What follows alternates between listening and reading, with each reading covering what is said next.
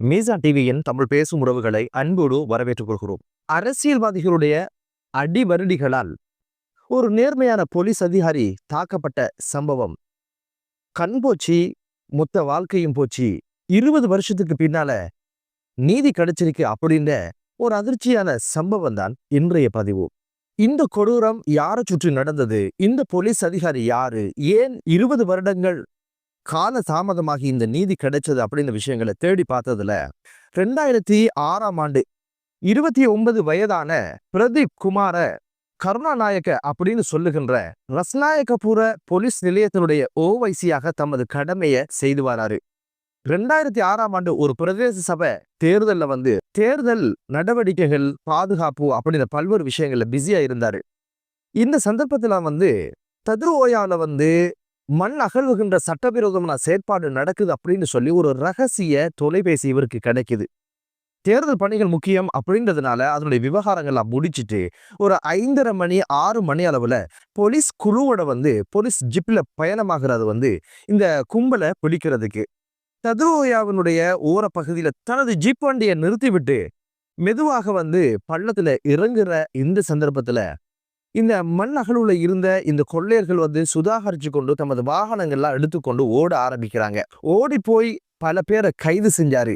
அங்க மண் அகழ்வுக்கு பயன்படுத்திய ஒரு எந்திரத்தை கைப்பற்றி உடனடியாக டிப்பர் வண்டியையும் கூடவே இந்த எந்திரத்தையும் சக போலீஸ் அதிகாரிட்ட கொடுத்து போலீஸ் நிலையத்துக்கு கொண்டு போங்க அப்படின்னு சொல்லி அனுப்பி வச்சாரு. சிசிர என்ற ஒரு சந்தேக நபரை பிடிச்சு அப்படியே தண்ணிக்குள்ள கொண்டு அவங்க மண் அகழ்வு செய்திருந்த அந்த மண் மேட்ல உட்கார வச்சு விசாரணை நடத்தினாரு. இந்த சந்தர்ப்பத்துல சிசிரை தப்பிக்கொள்ள முயற்சி எடுத்தாரு.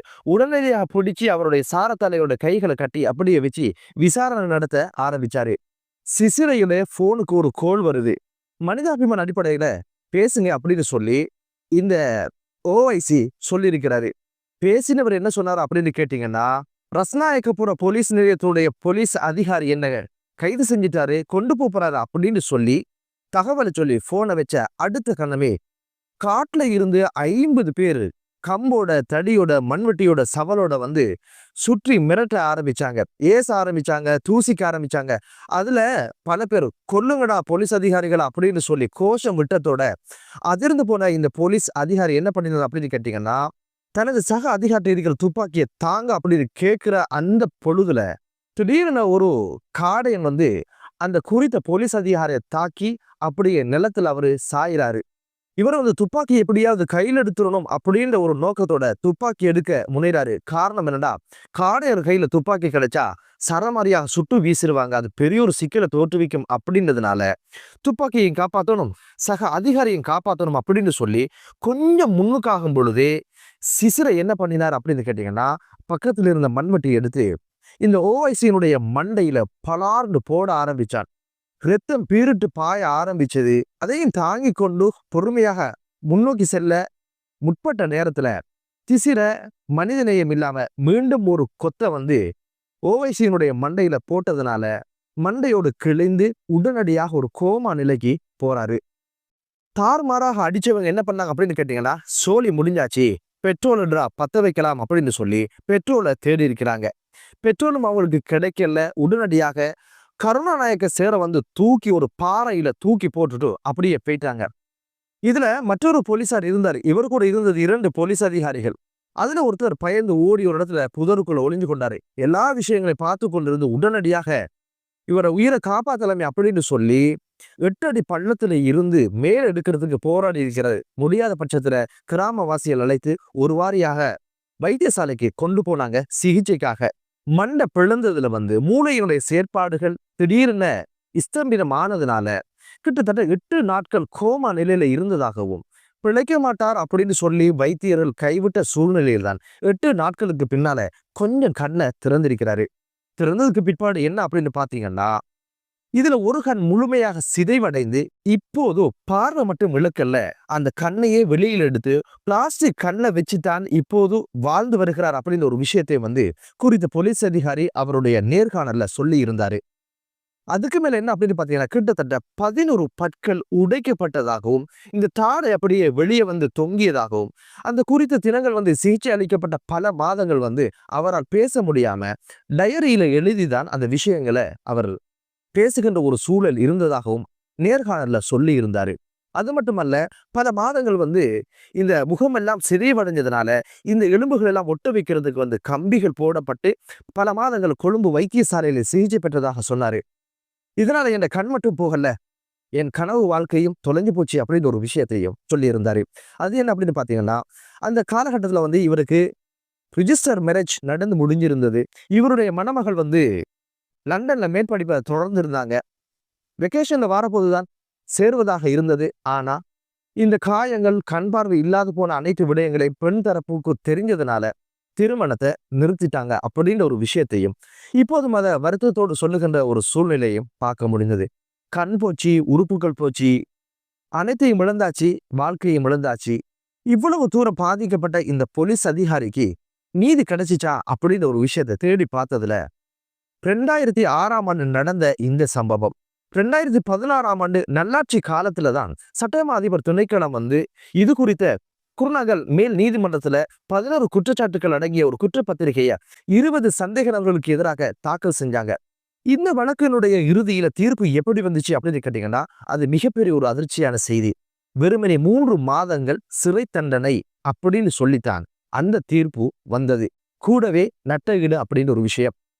உடனடியாக சட்டமா அதிபர் திணைக்களம் என்ன பண்ணிச்சு அப்படின்னு கேட்டீங்கன்னா, 2019ஆம் ஆண்டு இந்த தண்டனை போதாது, இவ்வளவு தூரம் நாட்டுக்காக ஒரு சேவையில் இருக்கின்ற ஒரு போலீஸ் அதிகாரிக்கு இழைக்கப்பட்ட இந்த அநீதிக்கு இந்த தண்டனை போதாது அப்படின்னு சொல்லி மேன்முறையீட்டு நீதிமன்றத்துல ஒரு மனுவை தாக்கல் செஞ்சாங்க. அதை விசாரணைக்கு எடுத்தவங்க என்ன பண்ணினாங்க அப்படின்னு கேட்டீங்கன்னா, உண்மையிலே இவ்வளவு பாரதூரமான காயங்களை ஏற்படுத்தி ஒரு அரசு அதிகாரிக்கு இப்படியான அநீதிகளை இழைச்சவங்களுக்கு தண்டனை 3 மாதம் போதாது அப்படின்னு சொல்லி 2 வருடங்கள் கடூழிய சிறை தண்டனையை அவங்க தீர்ப்பாக வழங்கினாங்க. இந்த குற்றவாளிகள் தரப்பு என்ன பண்ணினாங்க அப்படின்னு கேட்டீங்கன்னா, உச்ச நீதிமன்றத்தை 2022ஆம் ஆண்டு அணுகினாங்க. அதுல என்ன தீர்ப்பு வந்துச்சு அப்படின்னு கேட்டீங்கன்னா, இந்த தண்டனை போதாது, அதிகப்படியான தண்டனை தரணும், இருந்தாலும் 2 வருடங்கள் கடூழிய சிறை தண்டனையை அனுபவிக்கணும் அப்படின்னு ஒரு தீர்ப்பை 2026ஆம் ஆண்டு பிப்ரவரி இந்த மாதம் கடந்த வாரம் தீர்ப்பாக வழங்கி அந்த மேன்முறையீட்டு நீதிமன்றத்தினுடைய தீர்ப்பை உறுதிப்படுத்திய சம்பவம் பதிவாகி இருந்தது. 2006ஆம் ஆண்டு நடந்த இந்த குற்றத்திற்காக 2016ஆம் ஆண்டு வரைக்கும் கிட்டத்தட்ட 10 வருடங்கள் ஆகியிருக்கிற ஒரு குற்றப்பத்திரிகை தாக்கல் செய்வதற்கு. இதெல்லாம் எதனால நடக்குது அப்படின்னு கேள்வி எல்லோருக்குள்ள இருக்கும் இல்லையா? மணல் மாஃபியா என்று சொல்லப்படுகின்ற இந்த கும்பல் மஹிந்த ராஜபக்ஷக்களுக்காக குருநகல் மாவட்டத்துல முன்னிருந்து அரசியல் செய்தவர்கள், அவர்களுடைய அரசியல் தேவைக்காக பல்வேறு விடயங்களை செஞ்சு முடிச்சவங்க அப்படின்னு ஒரு விஷயம் இப்போது பேசு பொருளாக மாறி இருக்கு. அரசியல்வாதிகளுடைய ஆசீர்வாதத்தை பெற்றுக்கொள்றது, அடாவடித்தனங்கள் செய்யறது, அரசு அதிகாரிகளை மதிக்காத அளவுக்கு அடித்து நெசுக்கி துன்புறுத்தி அவர்களை ஊனமுற்றவர்களாக ஆக்குன்ற அளவுக்கு கட்ஸ் உள்ளவர்களாக இருந்திருக்காங்க. குற்றத்துக்கான தண்டனையும் கிடைக்காத ஒரு சூழ்நிலை, குற்றத்துக்கான வழக்கு தாக்கல் செய்வதற்கு முடியாத சூழ்நிலை எல்லாம் இருந்திருக்குது. 20 வருஷங்கள் தாண்டி இந்த தண்டனையை இப்போது உச்ச நீதிமன்றம் உறுதி செய்திருக்கு. இதுதான் சட்டத்தின் ஆட்சி மக்களுக்கு கொடுக்கின்ற வெகுமதி அப்படின்னு ஒரு விஷயம் தெரிய வந்திருக்கு.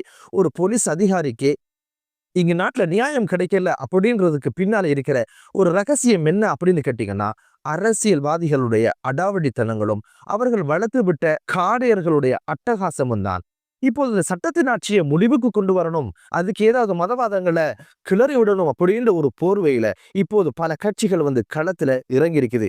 இந்த பௌத்த தேசத்தை ஆட்சி செய்வதற்கான ஜனாதிபதி தேர்தலில் போட்டியிடுவதற்கான முழு தகுதியும் தனக்கு இருக்கு அப்படின்னு சொல்லி இப்போது விமல் வீரவன்ச சொல்லி இருக்கிறாரு. உண்ணாவிரதம் அது இது இருந்துன்னு சொல்லி தேர்தலுக்கு பின்னால தெரிஞ்சு ஏதோ இனவாதத்தை கிளப்பி விட்டார் இல்லையா? இப்ப ஜனாதிபதி ஆகிற கனவும் அவருக்கு வந்தாச்சு. சரத் வீரசேகர் அவங்க என்ன சொல்லியிருக்கிறாங்க அப்படின்னு கேட்டீங்கன்னா, பௌத்த சாசனத்துக்கு அச்சுறுத்தல் வந்தாச்சு இந்த ஆட்சியில, இந்த ஆட்சியை வீட்டுக்கு அனுப்பணும், ஒட்டுமொத்த பௌத்தர்களும் ஒன்று திரண்டு வாங்க அப்படின்னு ஒரு அறைகூவலை விட்டு இருக்கிறாரு. கசப்ப தேர 25-26 நாட்கள் விளக்குமறையில இருந்து வெளியே சொன்ன விஷயம் என்ன அப்படின்னு பாத்தீங்கன்னா, இந்த தேசத்தையும் பௌத்தத்தையும் பாதுகாப்பதற்கு தனது உயிரையும் கொடுப்பதற்கு தான் தயார், அதில் ஒரு நாளும் பின்வாங்க போறல அப்படின்னு ஒரு விஷயத்த சொல்லி இருந்தாரு.